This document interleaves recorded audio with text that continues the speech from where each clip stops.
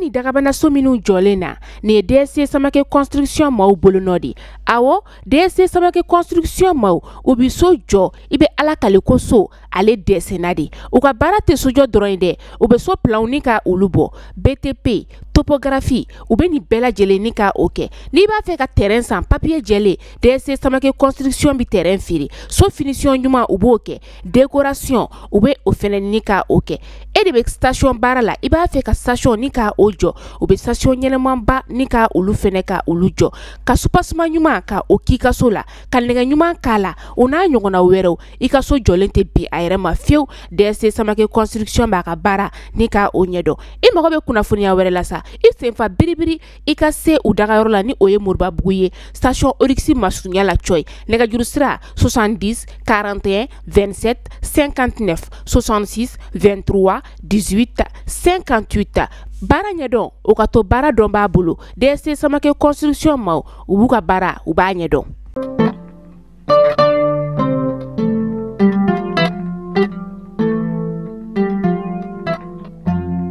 Tarata ye Novembre kalo tile 26 san 2024 an minnu sɔgɔlen no Mali kunnafoni na su ani tile an ka foli b'aw bɛɛ lajɛlen ye aw bisimila Mali kunnafoni kɔnɔna na bamanankan kunnafoni kɛnɛ kan.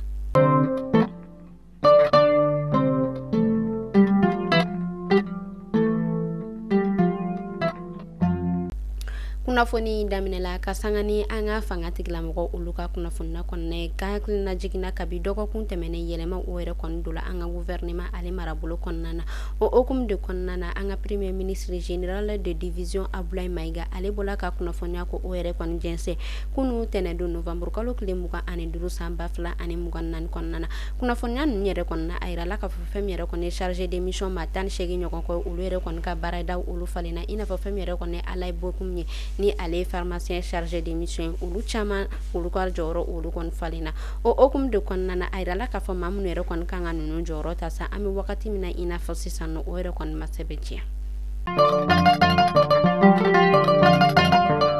Ka sanga ni an ka fanga tigilamɔgɔ ani an ka lakana tigilamɔgɔ ka wuli ka jɔ ye kunnafoni o yɛrɛ kɔni jɛnsɛla u y'a yira k'a fɔ fɛn min yɛrɛ kɔni carte d'identification ni na ale yɛrɛ kɔni jɔyɔrɔ kɔni bɛna dɔgɔya kosɛbɛ an ka ba Maliba ani a kɔkan na o hukumu de kɔnɔna na u yɛrɛ kɔni bɔla ka kunnafoniya ko o yɛrɛ kɔni jɛnsɛ ni e maa o maa ni i yɛrɛ kɔni bɛ fɛ ka yamaruya ko o yɛrɛ kɔni sɔrɔ ka don Sénégal ale dugukolo kɔ kan ko papier damadɔ o yɛrɛ kɔni kan ka sɔrɔ i bolo i n'a fɔ fɛn min yɛrɛ kɔni ye carte biométrique ale ni passeport ko o yɛrɛ dɔrɔn ni dagalen no walasa i bɛ se ka don Sénégal ale dugukolo kɔ kan o tɛmɛnen kɔfɛ tuguni u tilala tuguni ka na yira k'a fɔ fɛn min yɛrɛ kɔni an ka ba Maliba Burkina ale ni Niger olu ka jɛkulu kɛrɛnkɛrɛnnenya la AES jɛkulu papier min yɛrɛ kɔni sɛbɛncɛyalen no olu ni ɲɔgɔn cɛ walasa don ka bɔ o yɛrɛ kɔni ka nɔgɔ o de ye carte biométrique ani fɛn min yɛrɛ kɔni passeport min ni o yɛrɛ kɔni labɛn bɛ ka sigi sen kan walasa don ka bɔ u bɛ se ka nɔgɔ ni jamana saba ninnu ni ɲɔgɔn cɛ la.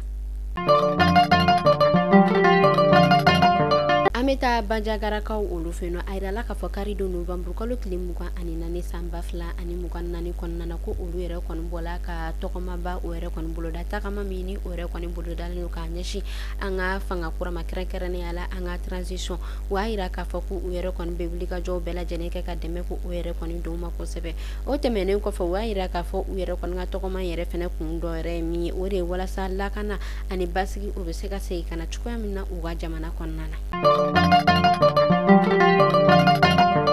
Hakilina jigila kabi dɔgɔkun tɛmɛnen ka sanga ni an ka kunnafoni disuba ale ka kunnafoni kɔnɔna ye autorité de la communication HAC a bɛ wagati damadɔ o yɛrɛ kɔni bɔ ɲangini o yɛrɛ kɔni kun fɔla ko a yɛrɛ kɔni bɛ ta ka Joliba TV ale sɛgɛrɛ ni ale kɛnyɛrɛ ye jabarani a yirala k'a fɔ an bɛ wagati min na i n'a fɔ sisan nɔ kɛrɛnkɛrɛnnenya la bi tarata don Novembre kalo tile 26 san 2024 kɔnɔna na fɛn min yɛrɛ kɔni ye Joliba TV kunnafoni olu bɔla k'a yira k'a fɔ ko a ja ko o yɛrɛ kɔni tunna pewu a yirala k'a fɔ fɛn min yɛrɛ kɔni hakɛ ye ko a yɛrɛ kɔni kun ye kumakan min fɔ ko a bɔla ka a waleya. Diinɛ maaw olu yɛrɛ kɔni bala ka wuli ka jɔ o yɛrɛ kɔni kɛ alisa ka ɲɛsin u ka eji ale hukumu kɔnɔna ma kabi sibiri don Novembre kalo tile 23 san 2024 kɔnɔna na fɛn min yɛrɛ kɔni ne kita ale yɛrɛ kɔni sifinaka denmisɛnninw ye kɛrɛnkɛrɛnnenya la a sifinaka chrétiens olu yɛrɛ kɔni bala ka wuli ka jɔ o yɛrɛ kɔni kɛ k'u ka église k'olu yɛrɛ kɔni kɔlɔn labɛn ka ɲɛsin eji o yɛrɛ kɔni ma a yirala k'a fɔ ɲinɛ eji ale yɛrɛ kɔni bolo dalen no ka bɛn Novembre kalo tile 30 ka taa bɛn Décembre kalo tile fɔlɔ ma san 2024 kɔnɔna na ɲinɛta ale bɛ ka sigi babu min ka sa o de walasa sifinnaka denmisɛnninw olu bɛ se ka fara ɲɔgɔn kan ka ɲɛsin malikura ale ko kunkan ko ma wa yira k'a fɔ ɲinɛta ale yɛrɛ kɔni la ɲɛnajɛ ale yɛrɛ kɔni tigiba talen don k'a di Kaye ale yɛrɛ kɔni kurale Jose Zen maaw ma an bɛ ala deli ala k'a kɛ baraji ka sanga ni AES jɛkulu olu ka kunnafoniyaw kɔnɔna ye fɛn min yɛrɛ kɔni Mali Burkina ani Nigeria a yirala k'a fɔ olu bɔla ka papiye dɔ sɛbɛntiya minnu yɛrɛ kɔni kɔnɔna na a yirala k'a fɔ nɛgɛjuru sira o yɛrɛ kɔni bɛna kɛ fu ale ni Falaki ni jamana saba ninnu ni ɲɔgɔn cɛ wa yira k'a fɔ o yɛrɛ kɔni baaraw yɛrɛ kɔni bɛna daminɛ ni ala ye desanburu kalo tile 31 yirala san 2024 kɔnɔna farafin jamanaw olu ka bolodi ɲɔgɔnma senfɛ ka ɲɛsin wagati yɛlɛma ale kunkan kuma a yirala k'a fɔ olu yɛrɛ kɔni gɛrɛsɛgɛla dollar wari miliyari 300 o yɛrɛ kɔni ɲɔgɔn kɔ la walasa wagati yɛlɛma ale yɛrɛ kɔni kɔlɔlɔ bɛ se ka kɛlɛ cogoya min na o hukumu de kɔnɔna na fɛn min yɛrɛ kɔni farafina jamanaw ye olu yɛrɛ kɔni bɔla ka kumakan ko o yɛrɛ kɔni jɛnsɛn minnu kɔnɔna na o y'a yira k'a fɔ dollar wari miliyari 300 min yɛrɛ kɔni dila ko o yɛrɛ kɔni jɔyɔrɔ dɔgɔyala dɔɔni ni baara kofɔta ninnu na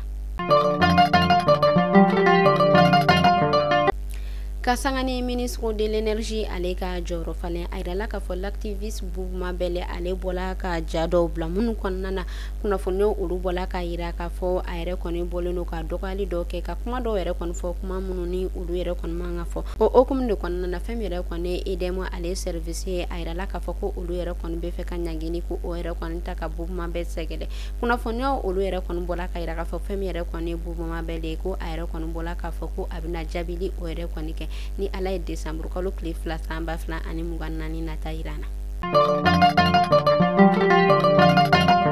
an bɛ taa Bafula bekaw olu fɛ yen nɔ kalan wuli tɛmɛnen kalo 1 ɲɔgɔn kɔ a yirala k'a fɔ fɛn min yɛrɛ kɔni olu ka kalanso ye ko olu yɛrɛ kɔni caman datugula kɛrɛnkɛrɛnnenya la u ka sanfɛ kalanso minnu bɛ yen nɔ ni olu bɛ horokoto u ka marabolo mɛri ale yɛrɛ kɔni bɔla ka kunnafoniya o yɛrɛ kɔni bila ko fɛn min yɛrɛ kɔni ye kalanden caman ye ko u yɛrɛ kɔni sigilen don so ka sababuya kɛ mɛtiri ka sababuya kɛ kalan karamɔgɔ tanya ye o tɛmɛnen kɔfɛ fɛn min yɛrɛ kɔni u ka marabolo mɛriya a tilala tuguni ka kunnafoniya ko o yɛrɛ kɔni bila ko u ka marabolo kuturu bɛɛ lajɛlen kɔnɔna na ko kalan mɛtiri 3 dɔrɔn de kɔni bɛ yen nɔ minnu yɛrɛ kɔni bɛ ka se ka taa kalan kɛ denmisɛnninw kun u yɛrɛ kɔni kamana gannen don kosɛbɛ u tilala tuguni k'a yira k'a fɔ u ka marabolo ɲɛmaa dɔw yɛrɛ kɔni bɛ ka wuli ka jɔ u yɛrɛ kɔni kɛ walasa u ka denmisɛnninw ka kalanko o bɛ se ka sigi sen kan cogoya min na